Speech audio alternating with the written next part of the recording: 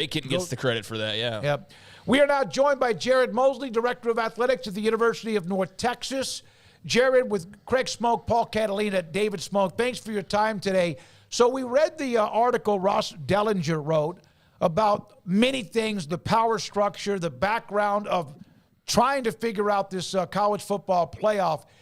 And then there was the story that came out as well this week about the Group of Five as a possible separate championship in football. How do you try to grasp onto all of what's going on right now? Well, I mean, you guys have y'all are following it like we are, and probably getting the information about the same time we are. So it's an interesting moment in time for us. But I think the thing that Ross has done a great job covering it. But I think the frustrating piece is, you look at the landscape of college athletics. You would think you could be able to get a think tank and enough people around a table to talk through a number of scenarios, and it's just frustrating right now because it feels like two are in one camp and then the rest of us are out here just kind of waiting for dominoes to fall. And so, it's good to hear like there's some momentum, and I've been in some conversations around some of the Group of Five concepts out there, but even that scenario has a lot of hurdles to get across the finish line. So, everybody's still a little bit in a wait and see, where we can find some common ground and get this thing moving in a direction and start planning on how we're going to operate moving forward. I asked this question when we discussed this, is that with all the money that's being spent, you're spending money, UTSA spending money, even schools that are a part of the autonomy conferences are spending money that are not a part of the Big Ten or also the SEC. You're not spending all this money to compete for a separate championship, are you? No. I mean, I think all of us want to be in the same opportunity, but it's just it's you have to acknowledge kind of the reality we're at, and when there's two conferences just basically trying to squeeze every percentage out of new revenue opportunities, and that includes, other power conferences like the ACC and the Big 12. Mm-hmm. Like, you just got to wonder where's the finish line? Because all we're doing right now when you're making those grabs is further pointing out the issue of heightened revenues, and, we're pushing that, and still student athletes aren't receiving any percentage of that. How long will there be bitter feelings around athletics about the alliance of the Pac-12, ACC, and Big Ten? I don't know that there's any bitter feelings, but, I think all of us realize the realities. I mean, nobody can argue where the interest from, the people at large around this country, like we know the brands that draw in the revenue. The tough part is there's a much bigger landscape outside of college football and even basketball, in a fabric of, what Olympic sports provide in the landscape of college athletics. And we're dialing everything into this one piece of it, and it could potentially wreck, the whole system. So, it's just an interesting time right now to try to figure out a path forward. Jared, I know everybody, as you pointed out, is trying to be as proactive as possible. But as you mentioned, there are two that are seemingly in control and are kind of everybody's sort of at their whims, so to speak. Is there a fear that you almost, by pursuing something different, even if that's maybe the best idea in the long term, we don't know, but you're almost giving them what they want without them having to even ask for it? Well, I mean, the reality for us, like, as long as they give us our Group of Five spot in the CFP, mm-hmm. like, there may be some other avenues to get creative and generate additional revenue amongst the Group of Five schools, and still have the opportunity to gain that one chance in the football landscape. So I don't think it's out of the question to figure out a model where you preserve your access, for the true national championship, but you're creating kind of a play-in opportunity amongst the Group of Five that might be able to generate some interest in revenues that benefit everybody. But, you still got so many things at play. I mean, every state right now is looking out for the best interests of their primary institutions. And anytime the NCAA tries to move forward or enforce what's in play like everybody's challenging it. So a part of this, one of the complicating factors, I think you're going to have to figure out a model that you can put in front of Congress to give them some confidence that we can figure this out, and then get the protections you need to be able to move forward without fear of every time you turn a corner, there's another lawsuit and you're just having to retreat. Do you think Congress, they have a lot on their plate, but do you feel like they would they would be more interested if schools, the NCAA, came with the solution and just asked them to pass it or look into how they could help rather than asking Congress to fix it? I don't think Congress can fix it. Like, I think at the end of the day, there's still an obligation by the institutions and membership to put something in place to where Congress has some confidence that we're moving in the right direction to start to share revenues and open opportunities for student athletes. But you've got to get every state on board. Like, you can't have every time we enforce a rule that we've got in place and a school decides they're just going to try to seek an injunction. Like, you've got to get some common ground where Congress can at least give you that runway to figure it out. But I don't blame Congress. Like, I feel like we put ourselves in this spot from a membership standpoint because we haven't put a solid solution in front of anybody. Jared, do you think that now, because part of the problem, as you know, being in this business for a while, is that there are so many different schools with so many different goals that it's hard to get everybody kind of on the same page. But now that the kind of goal is let's stop the lawsuits and start spending money where we need to spend money and get out of court, that will kind of unify people together to get something done reasonably quicker than it would have been done in the past?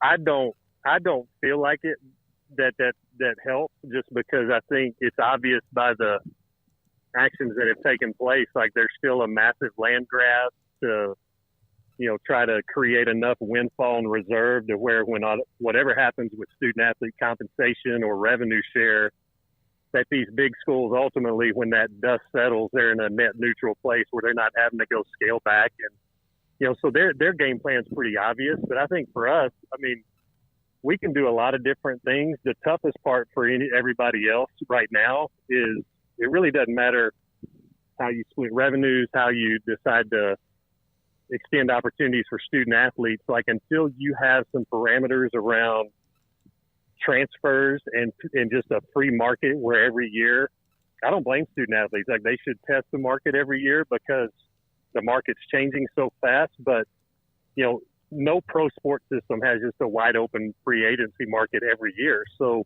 you've got to be able to build some parameters in that to at least give schools and teams an opportunity to start to operate again in a way that serves student athletes in the best way possible, in my opinion. Jared, how much of a kind of lingering sort of boogeyman, or how much of a conversation is there going on right now, just specifically with North Texas, but also I guess others that you talk to about, for example, the House case and the back pay that could be owed, the millions upon millions of dollars that schools could be on the hook for? How much is that on the radar or the forefront right now? I think the majority of that, I think that's why you see the two conferences that are, out here pushing, maximizing every dollar they can. Like, they're the ones most at risk. I mean, if you look at Group of 5 schools and you're saying revenue generated, and you're primarily talking about just because we're subsidized from student fees and institutional support, so the true revenue that we drive is not a huge percentage of our budgets. And so I don't feel like the outcome of that case right now is probably as worrisome for those of us at the Group of 5 level. And but it is certainly impacting, I think, some of the direction and decisions you see from those above us. So, yeah, and we've kind of come to the conclusion that it's the autonomy, what now are 4 conferences, with the decision this week with Oregon State, Washington State, and what is left of the Pac-12. So they would be the ones you would think that would have to foot the bill along with, because they are the ones who are the NCAA. On the lawsuit that is that 1 point something billion. Who knows what a judge would come in and how they would divvy that out. But I don't think there's any question that the revenues driven by those 4, when you look at media contracts, is significantly different than what we're looking at in the American and even the Mountain West. And certainly when you start digging down into the Sun Belt Conference USA, like it's apples and oranges. So like I don't feel like, I mean, it could impact us some, but I don't think the magnitude of what we're facing is going to be near like the ripple effect that at those in the Power Four. Do you feel like conferences who are the ones who seem to be running college athletics right now because they have bigger, better, faster, stronger, and all the money, do you feel like they care about North Texas or anybody else that's not? I mean, just my personal opinion, and I'm not speaking for the group, like it'd be really hard to look at the decisions that have been made and say they do. And to be honest, I think it's really tough to say that when you're looking at, really, we're primarily talking about football revenues and, you know, basketball comes into that a little bit, but like, it's really hard to say that there's too much emphasis in direction being looked into Olympic sports and some of the, you know, the majority of the student athletes we serve across this country. Like they're really not, they're going to be impacted significantly, but it's primarily because of people's desire and what we're generating through football. Is every day a new day when it comes to what might hit you on your desk because of all the changes in college athletics? No, I think it's as volatile a time, you know, as we've ever been in. You know, every week you can get a new set of direction from, you know, the NCAA. Certainly these lawsuits impact things in the middle of, you know, when you think you've kind of got a direction and path on how we're going to enforce certain things, and then that goes out the window. So I think I do every day. It feels like every week when I meet with my executive team, we're kicking around another scenario to try to have a plan for, depending on where ultimately things shake out. How does NIL work at North Texas as far as, do you feel pretty good about where you are, or is it something that you're trying to play catch up there? I mean, it's catch up. I mean, the reality is, you know, unless you're in a situation where you've got a significant established donor base, or to be honest, that you've got one or multiple billionaires or close to billionaires who are just willing to, you know, fund competitive success without any expectation of return. Like it's, you know, we're fighting an uphill battle, but, you know, I said all along, like, I really don't care how much we determine we need to cut out for student athletes. If we could just figure out how we regulate the ability for it to just be an open market year after year after year, we can figure out a plan to operate and serve our student athletes. But it's really hard at our level when every year, and it's not just us. I mean, even in the power conferences, you know, highly rated players who are getting big packages are testing the market every year because they might be able to get more. So it's the system is being utilized the way it should with student athletes in the current landscape. But I do feel like you just got to figure out some guardrails so we can start to get back to some of what I think people love about college athletics and the way that we can provide life-changing educational experiences for students. Do you feel, I know that you said earlier that, you know, obviously you want to compete for the best title that's out there, but do you also have to keep in the back of your mind a group of five plan B if those two conferences keep squeezing every little opportunity that you may have out of your control? I mean, I do. I mean, some of it is going to be, I mean, unless we can figure out a path, I think it's why you're starting to see some conversations around the group of five, which is, let's not just wait and be reactive to whatever is dictated to us, but is there another path forward where we can kind of take control of our own narrative and structure and move ahead? So it's one of those where I don't know how much change we can impact, but I think it's worth the conversations instead of just, you know, rolling over and allowing, you know, these conferences to dictate our future or maybe our demise, however you want to look at it. Jared, if there was this secondary championship, and if that is something that that is at least truly, whenever it might gain momentum or reality, do you think that would make more money that way? Would there be enough viewership where you would make more money as a G5 than you are now with the way the format is distributed to G5s? I mean, I think it's an interesting question. I mean, I do feel as long as the CFP maintains a spot for the group of five, like I would not advocate for a separate championship. I would advocate for, an 8-team play-in where, the championship of a G5 gets that spot in the greater landscape. And so the reality is right now, the only money we're seeing from the CFP is tied to that group of five spot. So like, as long as you keep that, I do think there's an opportunity to generate additional revenue and TV dollars. Now the question is, does ESPN and Fox and ABC or anybody else, like, do they have the appetite to pay for that when right now, a lot of them are, tough to say whether the conferences are making these decisions or some of these TV and media companies are, but I do feel like there is a way to preserve what we're getting today and maybe figure out a path where we get a little bit more and not just be so dependent on how much they want to squeeze from us.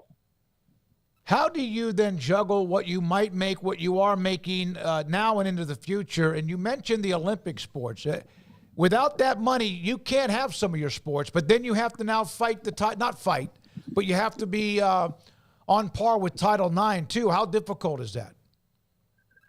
I think it's difficult, but I think when you're talking about the type of changes that we have, like, I think everything should be on the table. Like, I think, the NCAA membership's going to have to look at, they're making us relax all these things on behalf of student athletes and opportunities for, the things that they get to experience. But I do think you may have to look at, do you do away with sport minimums and allow schools to decide what they want to fund and at what level? And at the end of the day, if you're going to drive this importance on these sports that have major media contracts already, you naturally are going to jeopardize the ability to fund at a level and sustain, the number of Olympic sports we do. So, I think you look at a lot of the conferences where sports sponsorship is 20 or less, I think it doesn't impact them as much. But I think when you look at some of these conferences that are,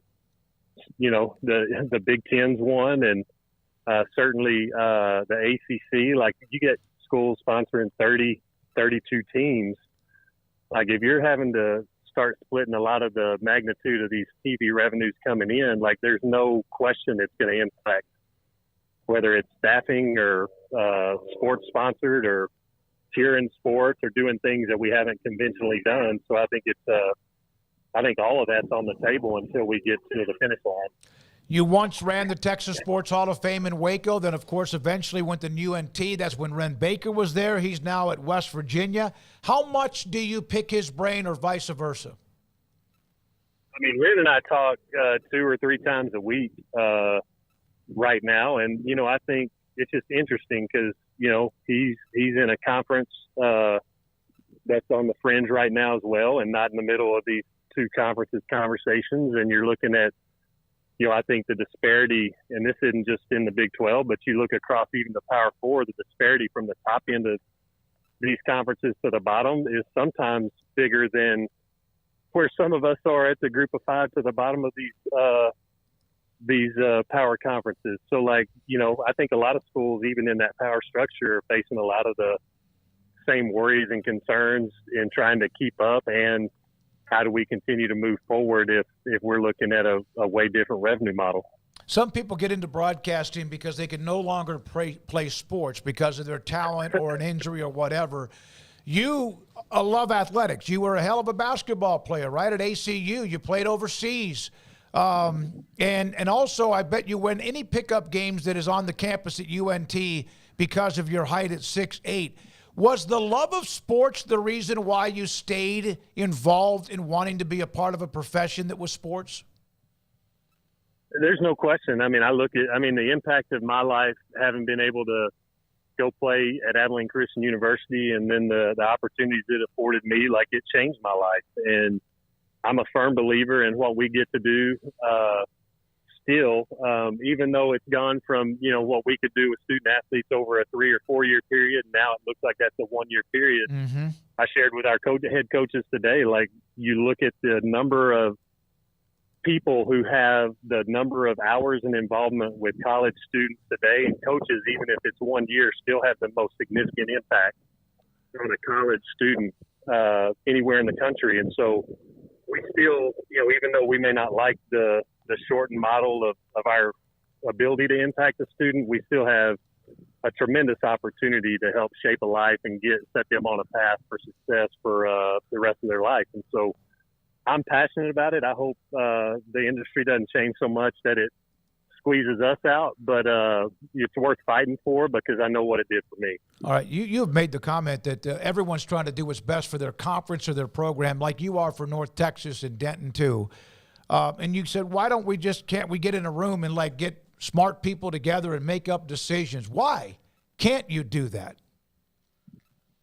I think the problem is most of the people calling these shots don't want to, because it means that they're going to probably have to give a little in order to preserve the greater good of what we've had in the United States, through college athletics. And, I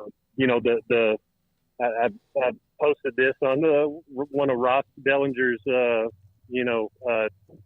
tweets several months ago, but money in and of itself is not a bad thing, but you know what they say about the love of money. And I think we have allowed college athletics, and it's certainly why we're in this predicament, and that we just continue to drive the need for more. And it's forced us to change now because we've had our head in the sand and never really did get around that table. And it's just unfortunate. I do think there's a lot of sharp people and great minds across college athletics, but when you have conference commissioners making decisions and aren't pulling in athletic directors and even student athletes and coaches into the mix, it just sets up for a very one-sided outcome. There's somebody in our chat room, Josh Grothes, I'm not sure if I pronounced it, hell no to the G5 FCS 2.0 playoff. That would be the last, I don't know about the last resort, but that would be if there is no other choice, right? I mean, I'm not right now today an advocate for a separate playoff. What I think you do have to look at, if you're looking at creativity, is there's a guaranteed spot in the CFP today for the next several years, can you adjust your model to generate some new revenue around a playoff for the group of five to determine which group of five gets that opportunity in the big landscape? And so it's not declaring a group of five national champion. It's how do you determine which group of five gets that one spot? So I think that's worth a lengthy conversation, because I think it has a lot of merit when you look at, not having to completely give up everything you got.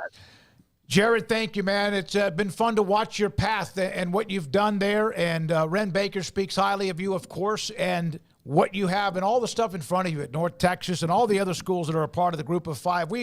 During all of that realignment, like Memphis, and they just had themselves a nice NIL pop earlier this week, or Boise State, and these schools, North Texas, UTSA, I think we kind of always have tried to have a voice of reason, but then again, it just seems like you're right. It's just hard to grab onto something, and the next thing you know, about the time you feel like everything's settled down, here comes another blow. So good luck with what you're handling, what you deal with, and also fighting for who you fight for. We appreciate your time.